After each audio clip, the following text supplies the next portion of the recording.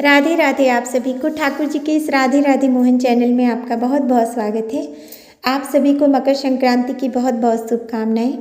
देखिए, वर्ष में कुल 12 संक्रांतियां होती हैं और पौष माह के कृष्ण पक्ष में पड़ने वाली संक्रांति को मकर संक्रांति कहते हैं। ये बहुत ही अधिक शुभ और महत्वपूर्ण संक्रांति होती है। इस दिन भगवान सूर्य नारायण मकर राशि में प्रवेश करते हैं। इसी दिन से सभी शुभ कार्यों का प्रारंभ हो जाता है।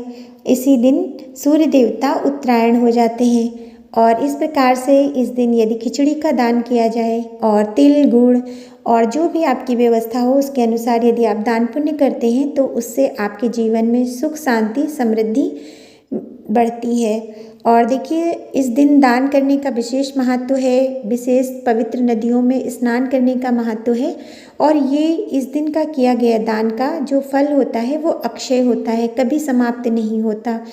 इसका आपके पूरे परिवार पे दान पुण्य का बहुत अधिक शुभ फल पड़ता है।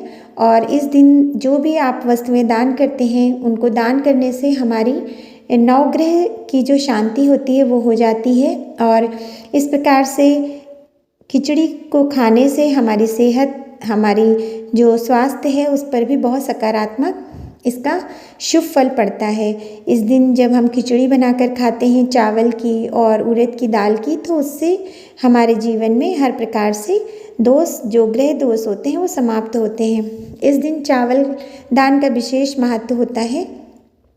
और देखिए, दान जब भी आप करें तो वो इतनी मात्रा में अवश्य करें कि किसी एक व्यक्ति का एक समय का तो भोजन अवश्य उससे बन जाए। और देखिए, सबसे पहले हमने चावल दिखाया, तो देखिए चावल दान करने से हमारे चंद्रमा ग्रह जो शांत होता है। और ये उड़द की दाल है, हरे उड़द की या काले उड़द की, या फिर आप चाहें तो इस मूंग की खड़ी दाल।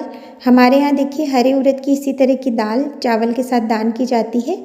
और आप चाहें यदि आपके यहाँ खिचड़ी दान हो तो आप थोड़ी सी मात्रा में दाल और खिचड़ी चावल आपस में मिलाकर खिचड़ी दान करें, नहीं तो इसको अलग अलग दें तो ज़्यादा अच्छा रहता है। इस तरह से व्यक्ति अपनी सुविधा के अनुसार इसको बनाकर खा सकता है। तो देखिए, और ये नमक है, नमक को तो ज़रूर दान किया जाता है। आप छोटे पैकेट दान कर सकते हैं, आप चाहें तो बड़ा पैकेट भी दान कर सकते हैं। इस प्रकार से ये देसी घी है। और देखिए, नमक दान करने से हमारा जो शुक्र ग्रह है वो मजबूत होता है। और इसी प्रकार से देसी घी है, देसी घी के दान का भी समान फल प्राप्त होता है। देसी घी आप इस प्रकार से, क्योंकि ठंडियाँ हैं तो वो जम जाता है, तो आप आसानी से चाहे पैकेट में दान कर सकते हैं, डिब्बे में, या इस तरह से दोने ले लें।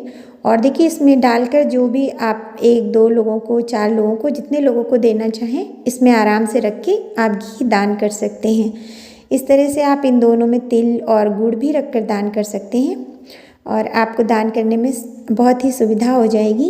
इस प्रकार से देखिए, हम ये दोने ले लेते हैं और इनमें हम इसी प्रकार की चीज़ें रखकर दान करते हैं। और इस दिन तिल का दान बहुत ही महत्वपूर्ण होता है। तिल और गुड़ के दान करने का विशेष फल प्राप्त होता है।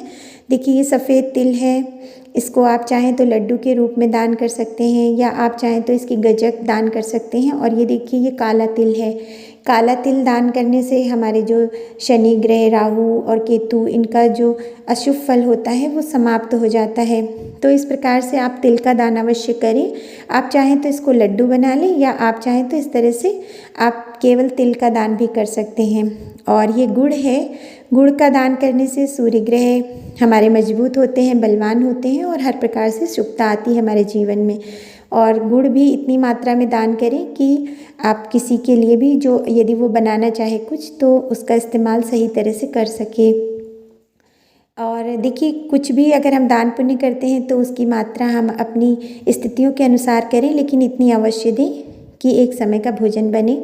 और ये हरी सब्जियां या जो भी आपके पास व्यवस्थित हो वो आप सब्जियां अवश्य दान करें, क्योंकि कहीं कहीं पे देखिए सब्जियां डालकर ही खिचड़ी बनाई जाती है। और इस तरह से इन हरी सब्जियों को दान करने से जो बुध ग्रह हैं उनकी पीड़ा समाप्त होती है, बुध ग्रह का शुभ फल प्राप्त होता है हमारे जीवन में, हमारे बच्चों की बुद्धि बढ़ती है। इस तरह से ये गेहूं का आटा है, जब हम सीधा दान करते हैं तो उसमें गेहूं का आटा अवश्य मिला लें। देखिए, गेहूं के आटे को दान करने का भी समान फल प्राप्त होता है और जिस तरह से हम अपने घर में खिचड़ी दान करते हैं उसी तरह से खिचड़ी का दान किसी भी ज़रूरतमंद को करना चाहिए।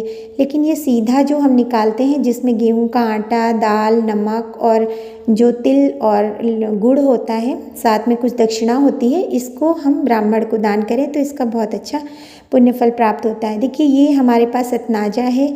इस तरह से आप 7 प्रकार के अनाज को मिला लें और इनको आप चाहें तो इस तरह से अनाजों को मिलाकर आप मिक्सी में छोटे टुकड़ों में तोड़ लें, जिससे 7 प्रकार के अनाज हो जाएंगे। और आप इसका एक नियम ले सकते हैं, यदि आप चाहें तो डेली इस अनाज को एक एक मुट्ठी का दान आप चिड़ियों के लिए ज़रूर डालें।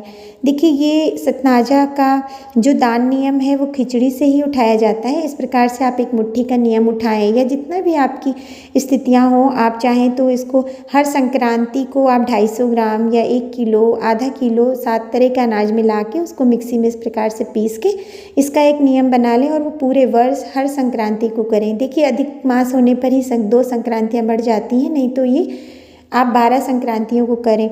और ये इस प्रकार से आप चींटियों के लिए चाहें तो सतनाज को पीसकर पाउडर फॉर्म में बनाकर भी आप चींटियों के लिए डाल सकते हैं, या जो गुड़ और चीनी की पंजीरी बनाई जाती है जिसमें देसी घी में गेहूं के आटे को भून के उसमें चीनी का बूरा मिला के और उसको बना के दान किया जाता है। इस प्रकार से इसमें जो भी आपकी स्थिति हो, जितना भी आप देना चाहें वो दान में आप दक्षिणा अवश्य रखें। आप चाहें तो ऊनी वस्त्र भी दान दे सकते हैं। दान हमेशा जो भी उसका ज़रूरतमंद हो उसको देना चाहिए। दान देते समय बहुत अच्छे भाव रखने चाहिए। दान को ज़मीन में रख के नहीं देना चाहिए, हाथ में ही देना चाहिए। दान हमेशा घर से बाहर के व्यक्ति को किया जाता है और दान करने से हमारे घर में हर प्रकार से सुख समृद्धि आती है। आप इसको गुप्त रूप से भी कर सकते हैं। इस प्रकार से मकर संक्रांति में आप दान कर सकते हैं और यदि आपने संक्रांति का दान उठाया है तो आप इस दान को उद्यापन के रूप में पहले कर दें। उसमें आप ये सारी वस्तुएं लें जो कि आपने दान के रूप में सुनिश्चित की हैं और आप यदि पूरी 12 संक्रांतियाँ इनको करते हैं तो पहले उनको देकर उसका उद्यापन करें और फिर नया नियम लें। और इसी प्रकार से आपको मकर संक्रांति की बहुत बहुत शुभकामनाएं।